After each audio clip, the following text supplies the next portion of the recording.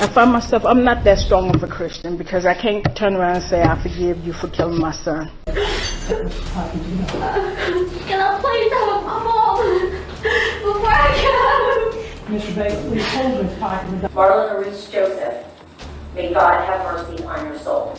Imagine thinking a college quarrel couldn't get any darker until it spirals into ritualistic torture. Had a massive circle with a star, upside down star called pentagram. And if you don't know what pentagram, that's the upside down star in a circle, and it represents the goat head of Satan. Then, picture a gang initiation shooting so cold-blooded it demands the harshest penalty. Finally, meet a Florida father whose rage over a text message unleashed unthinkable horror on a mother and child. Tonight, 3 cases that redefine evil in the 20th and 21st centuries. Brace yourself.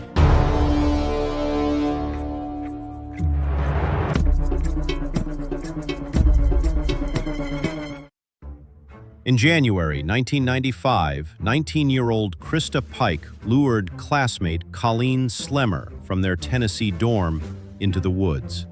Fueled by jealousy over a boyfriend, Pike enlisted her 17-year-old partner, Tadarius Shipp, and friend Shadola Peterson to ambush Colleen.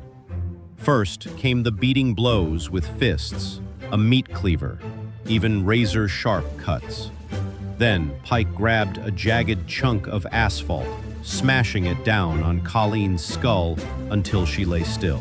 An autopsy confirmed she was slashed repeatedly with a meat cleaver and some other small cutting device, perhaps a razor blade or box opener.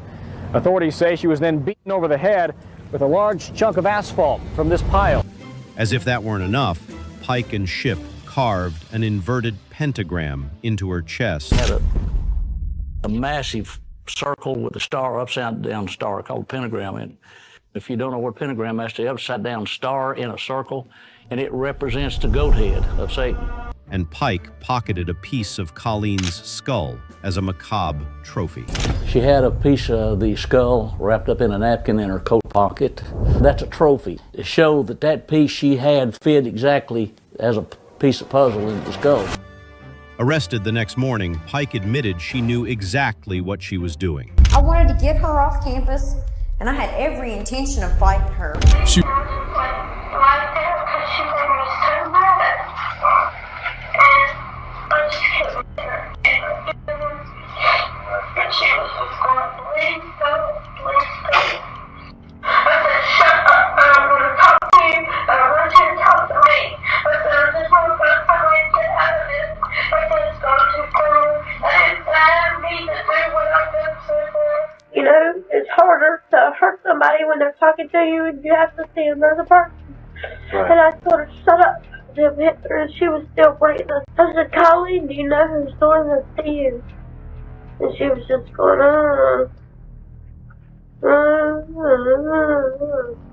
just talking like that, but I don't know what she was saying. I knew exactly what I was doing. Everything that I did that night, I knew what I was doing. And I think I was taking things out on her that had happened to me years ago. In 1997, she became the only woman in modern Tennessee history sentenced to death by electrocution. Therefore ordered that you shall be put to death by electrocution in the mode prescribed by law, and that you shall be transferred to the custody of the warden at the Tennessee Prison for Women. And further, on the 12th day of January 1997, your body shall be subjected to shock by a sufficient current of electricity. May God have mercy upon you.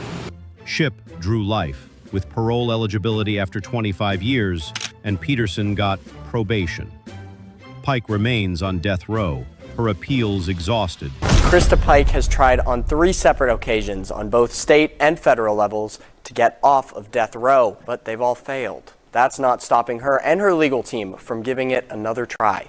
Colleen's family says more than 25 years later, they're still looking for closure. But her story still haunts. Fast forward to March 2008 in Los Angeles.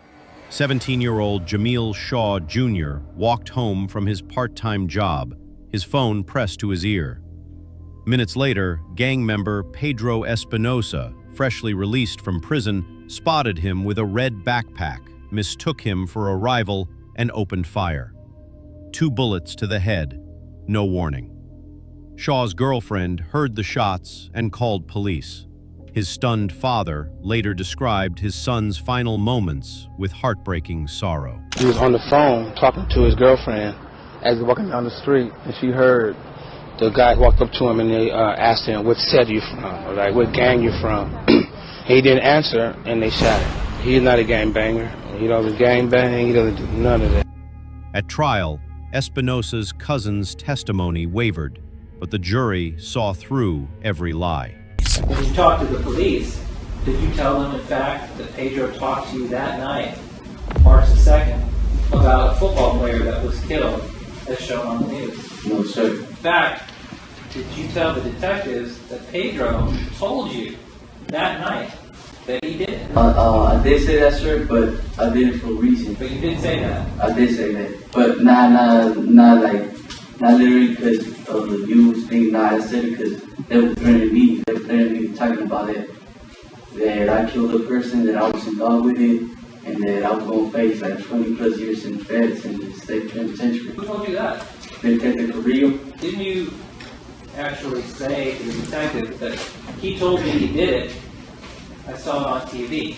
Didn't you make that statement? I did see it on TV, but before it actually started. I heard about it even before like what's it called, like before the police even came to my house.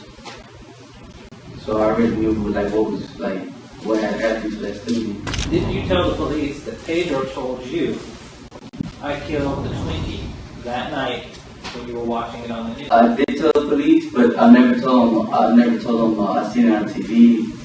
That was all a lie. That was just like a story I made up. Didn't you say during that same interview that he did it with a gun? That was the same thing I said.